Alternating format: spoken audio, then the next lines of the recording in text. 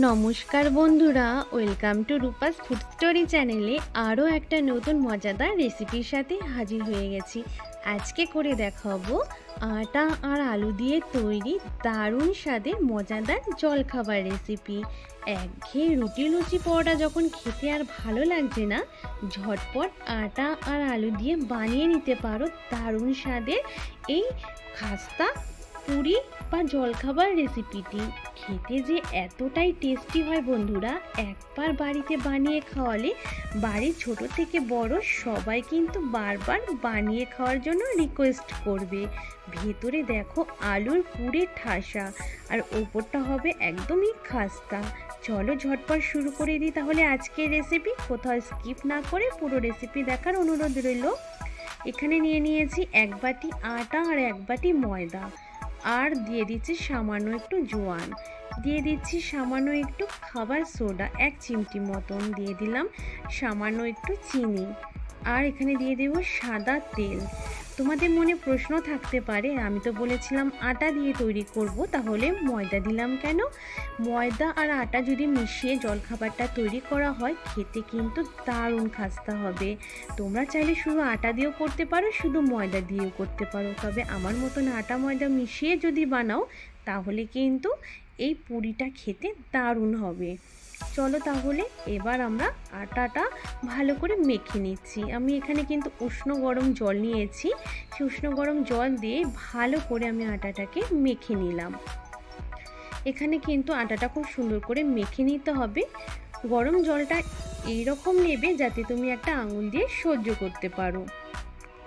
আটা মাখা কমপ্লিট, এবার ঢেকে রেস্টে রেখে দিলাম। আর এখানে নিয়ে নিয়েছি আমি সেদ্ধ আলুটাকে আমি সেদ্ধ করে গ্রেটার দিয়ে আগে থেকে গ্রেট করে রেখেছি, তাতে পুরি বানানোর জন্য খুব তাড়াতাড়ি তৈরি হয়ে যাবে।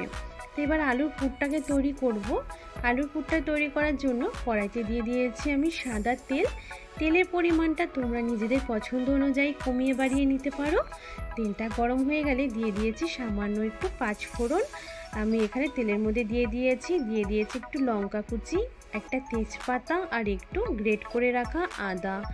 লঙ্কাটা কিন্তু নিজেদের পছন্দ অনুযায়ী দেবে, যে যতটা ঝাল খেতে পছন্দ করো। দিয়ে দিলাম সামান্য একটু 1 চিমটি মতন হিং। যেহেতু নিরামিষভাবে তৈরি করছি, খুব সুন্দর কিন্তু আলুর পুরের থেকে সেন্ট হবে, আর খেতেও খুব ভালো লাগবে। কেউ অপছন্দ করলে সেটা বাদ দিতে পারো। তাহলে দিয়ে দিলাম স্বাদ অনুযায়ী একটু লবণ, সামান্য একটু হলুদ, একটু জিরের গুঁড়ো, আর দিয়ে দিয়েছি গরম মশলার গুঁড়ো, আর একটুখানি চিনি। যেহেতু নিরামিষ রেসিপি, তাই অবশ্যই চিনিটা দিলে আলুর পুরটা খেতে দারুণ লাগবে। সামান্য একটু জল দিয়ে খুব ভালো করে মশলাটাকে কষিয়ে নেব, তাতে মশলাটাও খুব সুন্দর কষানো হবে। আর কিন্তু আলু পুরটাও কিন্তু দিয়ে যখন তৈরি করব আলুটা, মানে আলু সেদ্ধ আলু দিয়ে পুরটা তৈরি করব, তখন আলুর পুরের টেস্টও কিন্তু ভালো আসবে।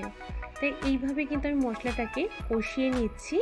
যতক্ষণ না মশলার উপরে তেলটা ভাসতে শুরু করবে, ততক্ষণ পর্যন্ত মশলাটাকে কষিয়ে নিতে হবে।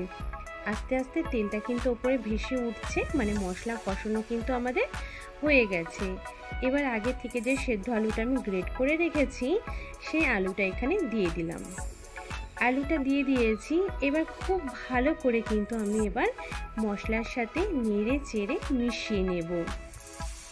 খুব ভালো করে কিন্তু মিশিয়ে নিতে হবে, যেহেতু সেদ্ধ আলু এখানে গ্রেট করে রেখেছি, একটু সময় লাগবে মিশিয়ে নিতে, যাতে সমস্ত আলুটাই ভালো করে মশলার সাথে মিশে যায়। একদম যাতে ভালো করে যদি না মেশে, তাহলে আলুর পুরটা কিন্তু কোথাও টেস্ট লাগবে, কোথাও কিন্তু আবার সেদ্ধ আলুর টেস্ট আসবে। তাই ভালো করে কিন্তু নেড়ে চেড়ে মিশিয়ে নিতে হবে। 3-4 মিনিট খুব ভালো করে কিন্তু আমি একটু নেড়ে চেড়ে মিশিয়ে নিয়েছি। দেখো একদম কিন্তু মশলার সাথে খুব ভালো করে মিশে গেছে। এবার আমি নামানোর আগে দিয়ে দিচ্ছি সামান্য একটুখানি ঘি দিয়ে খুব ভালো করে নেড়ে চেড়ে নামিয়ে নেব। আমি এখানে ঘি দিয়েছি, তবে তোমরা চাইলে ধনিয়া পাতা কুচিও কিন্তু দিতে পারো। তা দেখো আলুর পুর কিন্তু একদম রেডি, নামিয়ে ঠান্ডা করে নেব। এখানে যে আমি আটাটা মেখে রেখেছিলাম, সেই আটাটাকে রেস্টে রেখেছিলাম মেখে, সেই আটাটাকে আবারও খুব ভালো করে আমি হাত দিয়ে একটু মেখে নেব। তাহলে মাখা যত ভালো হবে পুরিগুলোও কিন্তু ততটাই সুন্দর তৈরি হবে। তা আবার হাত দিয়ে একটুখানি খুব ভালো করে মেখে নিয়েছি। এবার এটার থেকে আমি লেচি করে নেব। যেইভাবে আমরা পুরিগুলো তৈরি করি ঠিক সেইভাবে আমি এখানে লেচিগুলো করে নিচ্ছি। তবে তোমরা চাইলে সাইজে আর একটু ছোট বড় করে নিতে পারো, যেইভাবে বানাতে চাও পুরিগুলো। তা দেখো এইভাবেই আমি কিন্তু যেভাবে পুরি তৈরি করে ঠিক সেইভাবে কিন্তু আমি লেচিগুলোকে কিন্তু করে নিচ্ছি। আর আজকের রেসিপি দেখে ভালো লাগলে প্লিজ বন্ধুরা লাইক করো, কেউ লাইক না করে যেও না। আর নতুন বন্ধু হলে চ্যানেলটা সাবস্ক্রাইব করে আমার পাশে থেকো।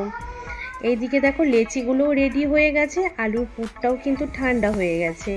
এবার আমি একটা লেচি নিয়ে নিয়েছি, শুকনো আটা একটু ছড়িয়ে দিলাম উপর দিয়ে। তারপরে ছোট্ট একটা আমি এখানে লুচির আকারে বেলে নেব। প্রথমে দেখো ছোট্ট একটা লুচির আকারে বেলে নিয়েছি। লুচির আকারে বেলে নেওয়া কমপ্লিট হয়ে গেছে। এবার মাঝখানে আমি আলুর পুরটা দিয়ে দিচ্ছি। মাঝ বরাবর কিন্তু এখানে আলুর পুরটা দিয়ে দিতে হবে। একটু করে ছড়িয়ে দিয়েছি আলুর পুরটাকে। এবার সাইডগুলোকে ধরে ভালো করে কিন্তু আমাদের মুখটাকে এক জায়গায় করে নিতে হবে, মানে আটার যে সাইডের অংশগুলো এইভাবে দেখো ভাঁজ করে এক জায়গায় করে ভালো করে মুখটা কিন্তু চেপে দিতে হবে, যাতে আলুর পুর বাইরে না বেরিয়ে আসে। এইভাবে একটু প্রথমে হাত দিয়ে চেপে চেপে একটু বড় করে নেব। তারপর একটু শুকনো আটা ছড়িয়ে হালকা করে বেলে নেব, তাতে পুরিটা কিন্তু খুব সুন্দর একটা শেপ চলে আসবে এবং খুব সুন্দর করে ফুলবে। তা দেখো আলগা হাতে বেলে নিতে হবে, যাতে বেশি প্রেশার না পড়ে। বেশি প্রেশার দিলে কিন্তু আলু পুরটা বাইরে বেরিয়ে আসতে পারে। তা দেখো আমি এইভাবে কিন্তু দেখো একদম হালকা করে বেলে নিচ্ছি। আর এইভাবে কিন্তু পুরিটাকে তৈরি করে নিলাম। আরও একটা পুরি তোমাদের আমি রেডি করে দেখাচ্ছি। একইভাবে প্রথমে কিন্তু আমি একটা ছোট্ট পুরির আকারে বেলে নেব, যেভাবে আমরা বেলে থাকি। তারপর মাঝ বরাবর আবার কিন্তু আমি এখানে আলুর পুরটা দিয়ে দিলাম। মাঝ বরাবরই কিন্তু আলুর পুরটা ভালো করে দিয়ে দিতে হবে। একটু বেশি করে আলুর পুরটা দিলে কি হবে, পুরিটা খেতে কিন্তু দারুণ লাগবে। এবার সাইডের অংশগুলো আবার একইভাবে কিন্তু ভাঁজ করে নিচ্ছি। ভাঁজ করে নিয়ে ভালো করে আমাদের মুখটা কিন্তু একদম চেপে বসিয়ে দিতে হবে। তা দেখো খুব সহজ কিন্তু, একদমই জলের মতন। তাই এইভাবে ভালো করে হাত দিয়ে চেপে চেপে সুন্দর একটা আগে শেপ করে নিচ্ছি, একটু বড় করে নিচ্ছি, তাহলে বেলতে কিন্তু সুবিধা হবে। আবার একটু শুকনো আটা ছড়িয়ে নিয়ে হালকা করে ওপর দিয়ে আমি একটু বেলে নেব। তাহলে দেখো আর আলুর পুরটা কিন্তু বাইরেও বেরিয়ে আসবে না। খুব সুন্দর করে আমাদের কিন্তু একটা পুরির শেপ কিন্তু চলে আসলো। তা দেখো আরও একটাও কিন্তু আমার রেডি করা হয়ে গেছে। আর বাকিগুলো কিন্তু আমি একইভাবে কিন্তু সব রেডি করে নিয়েছি। আর এইভাবে যদি প্রথমে যদি সবগুলো রেডি করে নেওয়া যায় তাহলে ঝটপট ভেজে নেওয়া যাবে। আগে থেকেই কড়াইতে ভালো করে তেলটা গরম করে নিয়েছি। তেলটা গরম হয়ে যাবার পর একটা পুরি কিন্তু আমি এখানে ছেড়ে দিয়েছি। এইবার ওপর থেকে একটু তেল ছড়িয়ে দেব, তাহলে পুরিগুলো কিন্তু খুব সুন্দর ফুলে উঠবে। তো দেখো একটা পুরি কিন্তু খুব সুন্দর ফুলে গেছে। আর এইভাবে কিন্তু সমস্ত পুরিগুলো একদম কিন্তু ফুটবলের মতন ফুলবে। তা দেখো যেইভাবে একটু কম ভাজা বা বেশি ভেজে খেতে চাও সেইভাবে ভেজে নেবে। আমার একটা পুরি কিন্তু রেডি হয়ে গেছে। আরও একটা পুরি কিন্তু আমি ভেজে নিচ্ছি একইভাবে। আর পুরিগুলো খুব সুন্দর করে কিন্তু ফুলে যায় বন্ধুরা, আর খেতেও কিন্তু দুর্দান্ত স্বাদের হয়। তাই এপিট ওপিট করে কিন্তু আমি আরও একটা পুরি কিন্তু ভেজে নিচ্ছি।